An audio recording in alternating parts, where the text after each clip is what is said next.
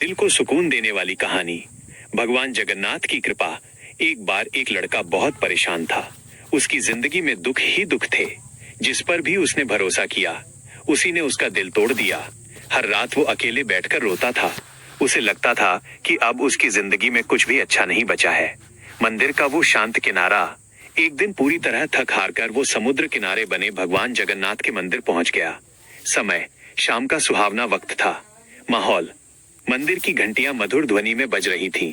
प्रकृति हवा बहुत शांत और शीतल थी और मंदिर के भीतर भगवान जगन्नाथ की वो बड़ी बड़ी आंखें जैसे सीधे उसी को देख रही थीं। प्रभु से मन की बात। लड़का धीरे से बोला, प्रभु, मैं बहुत टूट चुका हूं। अब मुझ में कुछ भी सहने की ताकत नहीं बची।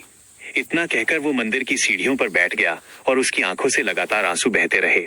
तभी एक बुजुर्ग बाबा उसके पास आए और मुस्कुराकर बोले, बेटा, जब भगवान तुम्हें तकलीफ देते हैं तो समझ लेना कि वो तुम्हें और मजबूत बना रहे हैं। लड़के ने रोते हुए पूछा, लेकिन मेरी जिंदगी में इतना दुख क्यों है?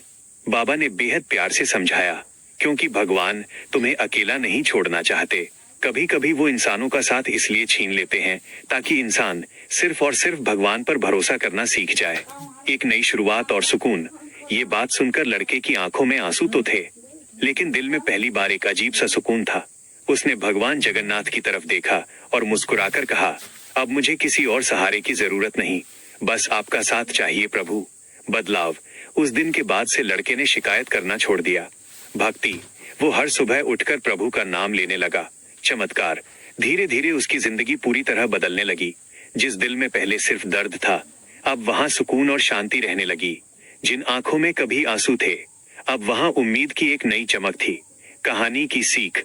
तब जाकर उसे समझ आया कि भगवान जगन्नाथ देर जरूर करते हैं, लेकिन कभी अपने भक्त का साथ नहीं छोड़ते। अगर आज आपकी जिंदगी में भी दुख है तो हिम्मत मत हारिए, क्योंकि भगवान आपकी जिंदगी की कहानी भी बहुत खूबसूरत लिख रहे हैं। जय जगन्नाथ।